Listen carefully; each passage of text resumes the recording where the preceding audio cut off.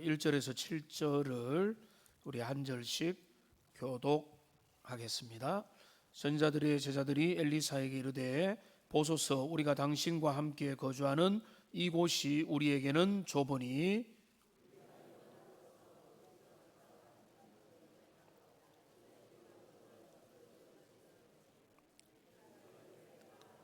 그 하나가 이르되 정하건대 당신도 종들과 함께 하소서 하니 엘리사가 이르되 내가 가리라 하고 한 사람이 나무를 벨 때에 쇠 도끼가 물에 떨어진지라 이에 외쳐 이르되 아아 내 주여 이는 빌려온 것이니이다 하니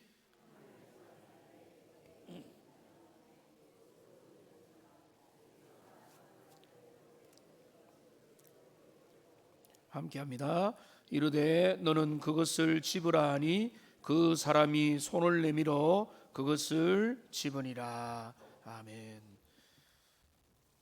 우리가 신앙생활을 하면서 가지게 되는 대표적인 오해 중에 하나는 하나님께서는 크고 위대하고 대단한 일에만 함께하고 역사하실 거다라고 하는 그런 오해입니다. 공적인 관심, 아주 필요한 것, 그런 것에 우리가 열심히 뛸 때 하나님이 그것을 기뻐하실 것이다. 당연히 그것이 맞지만 저도 우리도 그런 것에서 어떤 오해를 하는가 하면 나의 사소한 문제, 우리의 일상의 크고 작은 문제에 대해서는 하나님이 관여하지 않을 것이다 라고 하는 생각으로 발전하게 될 위험이 있습니다. 오늘 우리가 읽었던 이 본문의 말씀을 보면 대단한 일이 없습니다.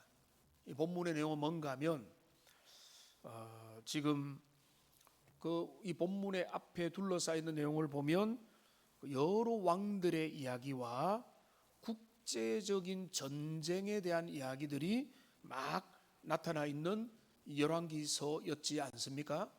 그런데 오늘 본문의 사건은 선지 학교에서 일어난 어찌 보면 아주 사소한 일처럼 보입니다. 그들의 삶의 터전이 좁아져서 새로운 집을 짓기 위해 요단 강가로 갔고 열심히 건축을 하려고 나무를 베다가 쇠 도끼, 빌려온 쇠 도끼가 물에 빠져버린 그 사건입니다. 그런데 여러분 이 말씀의 의미를 생각하기 전에 왜 하나님은 하나님의 거룩하고 중요한 말씀의 앞에 엄청 사소하게 보이는 그냥 지나가는 일처럼 보이는 이 사건을 기록하셨을까? 오늘 앞뒤에 중요한 내용들이 많은데 여기 아주 일상적인 내용이 기록된 의미가 무엇인가? 여러분 그 의미는 분명한데요. 하나님은 우리의 삶에서 가장 사소하고 작은 일에까지 깊이 관심을 가지고 개입하시고 살피시는 그런 분이심을 오늘 이 사건은 우리에게 보여주고 있습니다. 사소한 절망을 겪는 그 속에 하나님은 그 부분에 대해서도 응답하시고 찾아가 주시고 새 힘을 주시는 그 놀라운 은혜의 사건이 오늘 이 본문에 잘 나타나 있기 때문에 그런 것입니다. 우리의 삶에도 남들한테 말하기도 그렇고 뭔가 대단하지도 않게 보이지만은 근데 알고 보니까 그 내 삶을 어지럽게 만들고 내가 중요한 것을 잃어버린 상실감이나 망가져 버렸고 스스로 도무지 회복할 수 없다고 단식하는 그 모든 순간들을 주님은 모른 척 하는 게 아니라 바라보고 계시고 개입하고 관습하시는 것을 보게 됩니다.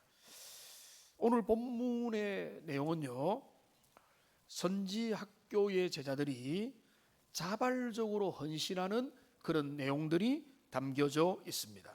1절과 2절을 보니까 보소서 우리가 당신과 함께 거주하는 이곳이 우리에게는 좁으니 우리가 요단으로 가서 거기서 각각 한 제목을 가져다가 그곳에 우리가 거주할 처소를 세우사이다. 여러분, 그들이 이제 선지 학교의 제자들이 거하기가 좁아졌다라고 하는 것은 영적으로 볼 때 얼마나 큰 은혜입니까? 근데 그들의 활동에 제약을 받기 시작했다, 이런 의미가 되는 것입니다. 그러니까 그들의 사역과 그들이 공동생활을 하는데 너무 불편해지니까 그들은 안주하지 않고 거기 가서 건축합시다, 이렇게 되는 거죠. 여러분, 교회가 넓은데 건축합시다 라고 하면 얼마나 이상하게 여겼습니까? 근데 좁아서 더 이상 함께 모이기 힘들어서 옮깁시다, 이전합시다, 건축합시다 하니까 그들은 지금 얼마나 중요합니까? 우리가 이대로 조사오니가 아니라 우리가 산에 가서 나무를 해가지고 요단강 근처에다가 지금 새로운 집을 지읍시다라고 하는 엄청 적극적인 사역의 마인드를 이 제자들이 가지고 있었다는 것입니다. 여기 이제 오늘 이 본문의 이야기는 뭔가 하면, 하나님의 영적인 일을 돌보는 선지 학교를 하나님은 귀하게 여기신, 사역 공동체가 겪는 필요와 어려움에 대해서도 우리 주님은 간섭하고 책임지고 돌아보십니다. 우리 하나님은 저 멀리 계신 분이 아니라 지금 여기 우리의 필요에 관심 가지고 응답하시고 귀를 기울이시는 그런 하나님이시라는 사실을 우리 본문을 통해서 확인을 이제 해볼 수가 있습니다. 그래서 하나님이 그 작게 여기는 일상의 일까지 관여를 하시는데, 이들이 우리가 집이 좁으니까, 여기가 더러우니까, 저기 공간이 필요하니까, 우리가 트리는 누가 해야 되니까, 주방 일은 누가 해야 되니까, 어떤 하나님 앞에 필요에 따라서 그 필요 앞에 헌신하고 수고를 하는 그 열정적인 상황에서 이 예기치 못한 사고가 발생했습니다.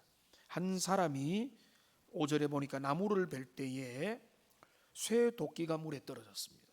이에 외쳐서 이르되 내 주여 이는 빌려온 것이니이다. 그런데 여기서 우리가 봐야 될 것은 하나님이 기뻐하는 일을 하려고 하는 사람에게 이 사고가 일어난 것입니다. 여러분, 여기에서 우리는 어떤 것을 좀 묵상을 하게 되는가 하면, 우리가 주님의 일을 위해서 최선을 다할 때도 예상치 못하는 실패와 어려움과 곤경에 빠져들 수도 있다는 사실입니다. 내가 주님의 일을 하면 모든 것이 다 도와주고 협력자들이 나타나고 모든 일이 잘 되도록만 되면은 얼마나 신나고 기쁘겠습니까? 근데 꼭 그런 게 아니거든. 주님의 선한 일을 하려고 할 때 쇠도끼가 빠져가지고 물에 들어가 버린 것입니다. 주님 맡겨주신 달란트, 은사, 재능을 사용하면은 나도 기쁘고 주변도 기쁘고 행복해야 되는데 예기치 못하는 어려움이 생겨날 수 있다는 것입니다.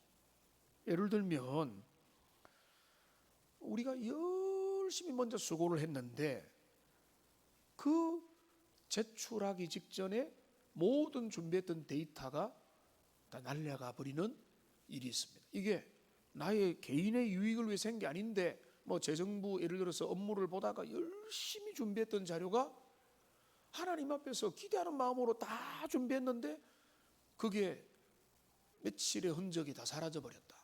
이런 일이 생기면 이게 도대체 어떤 의미인가? 그게 바로 오늘 사건의 의미가 될 수 있는 것입니다. 예를 들면 또 내가 가족을 위해서 남편과 아내로서 부모로서 가장의 책임을 열심히 다하는데 어느 날 갑자기 경제적인 위기가 닥쳐오고 직장에서 사고가 나서 내 삶의 터전이 흔들려 버리는 그런 일도 일어날 수가 있는 것입니다. 그러니까 갑자기 경제적으로 어려워진 일을 경험할 수도 있고요. 우리가 이런 거죠. 내가 주님의 일을 위해서 헌신하고 봉사하는데 그 봉사하는 그날 내 핸드백을 누가 훔쳐갔다. 하나님, 너무하신 거 아닙니까? 내가 열심히 섬기는데 왜 내 핸드백이 사라집니까? 이런 어떤 크고 작은 내가 주님의 일을 위해서 수고하는데 어려움이 생겨나는 그런 경우들이 있다는 것입니다. 그러니까 우리는 그런 일을 마주해야 됩니다. 나는 선한 마음을 가지고 있고 나는 주님을 위해서 많은 일들을 나름대로 최선을 다했고 선지학교의 제자들처럼 우리가 하나님 나라의 사역을 위해서 또 집을 짓자고 열심히 하는 중에 그 쇠도끼가 물에 빠져버리는 그런 일이 일어날 수 있다는 것입니다. 자, 그런 상황에서 오늘 본문의 여기 5절의 말씀에 보면 이 제자가 뭐라고 절규를 하는가 하면 내 주여 이는 빌려온 것이니이다 라고 절규를 하고 있습니다. 그런데 여기서 우리가 놓치지 말아야 될 중요한 게 뭔가 하면 빌려온 것입니다 라고 하는 그런 부분입니다. 여러분, 빚을 무서워해야 되잖아요. 빌려왔으면 책임을 다해야 되잖아요. 빚은 누구한테 빌려줍니까? 신용이 있어야 빌려주죠. 그런데 그 신용을 까먹으면 빌려줍니까? 안 빌려주죠. 지금 우리 사회도 그렇게 많이 되어가고 있습니다. 1절에도 말씀드렸듯이 제가 미국에 유학에 처음 가서는 통장 하나 개설할 수 없어요. 제 이름으로. 미국에 제 신용 정보가 어디 있습니까? 그런데 우리 아내의 선배의 도움을 받아가지고 뱅킹 계좌를 열었습니다. 그래서 수표를 처음으로 사용을 해봤습니다. 그런데 여기에서 우리가 통찰력을 해야 되는 뭔가 하면 필요한 것입니다 라고 하는 거예요. 내가 거기 빠뜨렸으니까 어디 가서 하나 더 뭐 또 다시 구해와가지고 다시 하면 되고 돈 주고 사고 할 수 있는 게 아니라 가난하고 힘든 가운데서 신용을 따라서 누구에게 잠시 빌려왔기 때문에 빌려왔다는 것은 무슨 말입니까? 반드시 갚아야 되는 것입니다. 되돌려줘야 되는 거라는 거죠. 그러니까 이 제자의 관심은 뭔가 이게 오도방정을 뜨는 게 아니고 지금 고대 사회에서 신용의 추락은 내가 빌린 것을 안 갚기 시작한다? 그거는 신용 추락이거든요. 그런데 지금 이 제자는 그거를 두려워하고 있는 것입니다. 그러니까 큰일 났다는 거예요. 왜?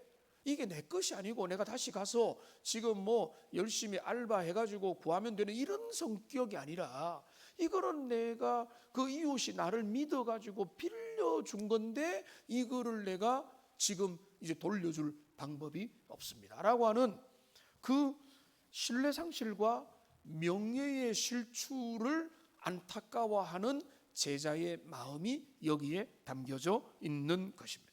우리가 그 포인트를 놓치지 말아야 됩니다. 그냥 신기한 기적이 일어났네. 이 물리법칙이 어떻게 이렇게 가능했을까? 이런 쪽에도 있지만 이 본문의 상황을 우리가 좀 더 살펴봐야 되는 것입니다. 여기 우리의 절망이 있습니다. 작은 쇠도끼 하나도 물에 빠져버리니까 내가 거기에 건져낼 수도 없고 무력함을 느끼면서 절규하는 것입니다. 하나님의 사람이여, 내 주여, 내가 이거 빌려온 것인데 이제는 되돌려 줄 수도 없고 큰일이 났습니다 라고 하는 이 탄식은 어떤 의미에서는 우리 인생이 이 땅을 걸어가다가 나는 작은 일 하나도 해결하지 못하는 무력한 존재구나 라는 것을 깨닫게 만드는 그런 자기 고백으로 이어지게 되는 것입니다. 우리는 여기서 그런 부분을 보게 되는데요. 이런 절망과 한숨에 빠져 있는 이 제자 앞에 엘리사가 곧바로 개입을 합니다. 엘리사가 하는 일이 뭔가 하면 6절에 보니까 어디에 빠졌느냐 하매 엘리사가 나뭇가지를 베어 물에 던짐에 쇠도끼가 떠오른지라. 여러분, 이거 말이 안 되잖아요. 나뭇가지를 던졌는데 쇠도끼가 어떻게 올라옵니까? 나뭇가지를 가지고 열심히 길게 만들어서 밑에를 막 훑어가지고 겨우 건져 올렸다면은 그나마 믿을 만한데 나뭇가지를 던지니까 쇠도끼가 떠오른다. 이거는 제가 이제 과학의 문외한인데 부력의 법칙과 밀도의 법칙을 정면으로 위반하는 사건이지 않습니까? 이거는 안 맞는 이 기적이 일어난 것입니다. 자, 그런데 우리 주님이 그 일상의 곤경을 어떻게 해결하시는가를 첫 번째로 보면 엘리사는 이렇게 묻습니다. 어디 빠졌느냐? 자, 한번 따라합시다. 어디 빠졌느냐? 어디 빠졌느냐 이 말은 뭔가 하면 그 문제가 시작된 그 지점이 어디냐 이 말이잖아요. 그러니까 그 지점에서 하나님의 회복과 능력과 기적이 시작되는 것입니다. 다른 데로 갈 필요가 없어요. 우리가 절망하고 한계를 만난 바로 그 지점에서, 바로 그 자리에서 하나님은 은혜를 시작하시는 겁니다. 하나님의 은혜와 섭리가 제가 처음에 말씀드린 대로 거창하고 위대하고 스케일이 큰 일에만 함께할 것 같지만은 그게 아니라 주님의 종의 고난과 필요를 우리 주님이 모른 척하지 않고 돌봐주시고 계시는 것을 우리가 보게 됩니다. 여러분, 쇠는 물에 가라앉습니다. 쇠가 밀도가 훨씬 더 높기 때문에 그렇습니다. 그런데 이것을 이 쇠 도끼를 떠오르게 하는 것은 우리가 생각할 때 합리적으로 물을 다 빼야 된다. 아니면은 위에서 강력한 자석을 통해서 쇠가 올라오게 만들어야 된다. 아니면은 저인망 그물을 통해서 그 지점을 샅샅이 훑으면은 나올 수 있다. 이런 게 우리의 방법이잖아요. 그런데 주님은 뭔가 하면 뭘 사용하시죠? 나뭇가지를 사용하시는 거예요. 이 나뭇가지는 뭡니까? 그 상징하는 바는 나뭇가지의 상징은 뭔가 하면 아무것도 아니라는 거예요. 아무 보잘것없는 나뭇가지를 꺾어서 베어가지고 거기 던짐으로 그 일이 난다는 뭔가 하면 오직 주님의 은혜로, 오직 주님이 원하시면 그 일이 된다는 것을 상징적으로 드러내는 표현이 바로 나뭇가지. 이거를 너무 신비하게나 미신적이나 주술적으로 볼 필요가 없고 주님이 원하시고 주님이 개입하기 원하면 얼마든지 일이 날 수 있다는 게 모세의 손에 들린 지팡이고 오늘 엘리사가 던진 이 나무 가지가 되는 것입니다. 그런데 여기 어디에 빠졌느냐라고 하는 근원에 빠진 그 지점에다가 하나님의 은혜가 개입하니까 놀라운 위대한 역사가 일어났는데, 그러니까 도끼가 떠올랐습니다. 이거는 말이 안 되는 하나님의 조자인의 능력인데, 여기서 우리가 이제 순종을 통해서 하나님의 능력은 완성이 되는 것을 보게 됩니다. 그 나뭇가지가 떠오르니까, 그 쇠도끼가 떠오르니까 엘리사는 그 제자에게 뭐라고 말하는가 하면 7절을 보면은 너는 그것을 집어라 라고 명령을 했고, 그 제자는 결론이 뭐죠? 손을 내밀어 그것을 집었습니다. 여러분, 이 내용이 기록된 의미도 잘 알아야 됩니다. 자, 결국은 뭔가 하면 하나님이 엘리사를 통해서 모든 걸 다 해주시지 않는 거예요. 마지막 순종의 자리를 남겨두시는 겁니다.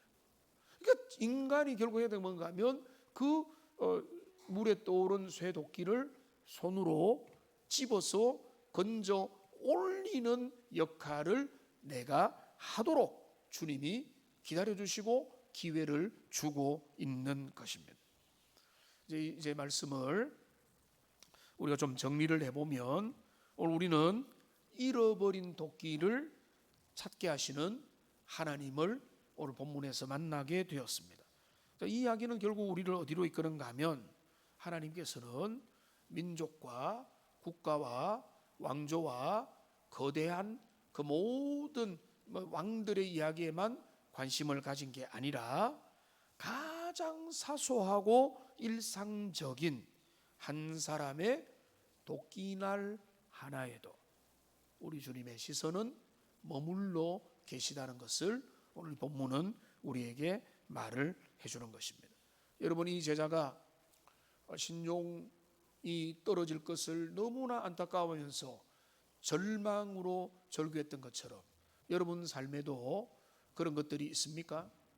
고난19 이후에 활력을 잃어버리고 무기력함과 신앙의 간절함과 그런 기쁨들을 회복하기에는 너무나 멀어져 있을 수도 있고요. 여러분, 주님의 일에 헌신하다가 내가 상실했다고 하는 생각되는 그런 꿈이나 열정이 물에 빠진 쇠도끼가 될 수도 있는 것입니다. 그러니까 이런 많은 것들에서 무너진, 물에 빠뜨려져 버린 작은 일이지만 내가 어떻게 할 수 없는 그 부분에 대하여 오늘 주님은 우리에게 뭘 하시는가 하면, 우리의 단식 앞에 주님은 우리가 믿음으로 하나님을 신뢰할 때 주님은 그 부분에도 은혜를 주신다. 그리고 채워주시고 회복해 하시고 하나님의 선한 뜻을 향해 걸어가게 하신다.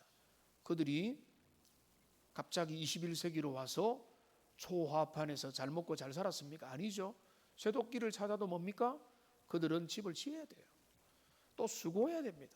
또 헌신해야 됩니다. 또 그들의 길을 걸어가야 되는. 그런데 하나님의 사람들은요, 그 순간순간에 하나님의 은혜를 경험하고 체험하면서 나의 하나님이 지금도 살아계심을 확신하며 달려갈 수 있는 새 힘을 얻게 된 것입니다. 그러므로 여러분의 상실감, 여러분의 일상의 부족함, 좀 박탈감, 이런 것들을 가지고 지금 내가 어떻게 해야 되는가, 이건 빌려온 것인데 하면서 진짜 주저앉아 있는 여러분이 있다면, 여러분 그 단식을 우리 주님 앞에 가져가시고, 하나님, 내 필요를 아시죠? 내 모든 상황을 아시죠? 주님이 이 상황에도 역사하고 개입해 주십시오라고 기도하시고, 우리 주님이 회복을 명령할 때 순종하십시오. 그리고 받아 집어서 들 때 하나님의 모든 역사는 완성이 되는 것입니다. 우리 주님은 오늘 우리가 계속 살펴본 대로 하나님은 참새 한 마리, 들에 핀 꽃 한 송이도 하나님의 귀한 섭리 속에 운행을 하고 계실진데, 여러분의 일상의 크고 작은 필요마저도 하나님께서 관심을 가지고 계심을 우리가 믿으면서 이 좋으신 하나님 앞에 우리의 마음을 드리고 주님 앞에서 믿음으로 응답받는 하나님의 백성들이 다 되시기를 주님의 이름으로 축원합니다. 기도하겠습니다. 살아계신 하나님 아버지, 오늘 우리는 인간적인 모든 우리의 사고방식으로는 이해되지 못하는 주님의 놀라운 기적의 사건을 우리가 살펴보았습니다.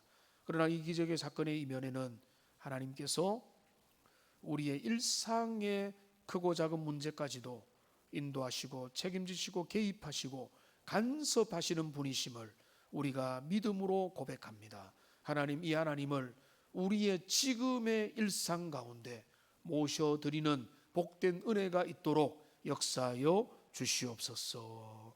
예수님의 이름으로 기도합니다. 아멘. 네, 오늘 몇 가지 광고 드리겠습니다.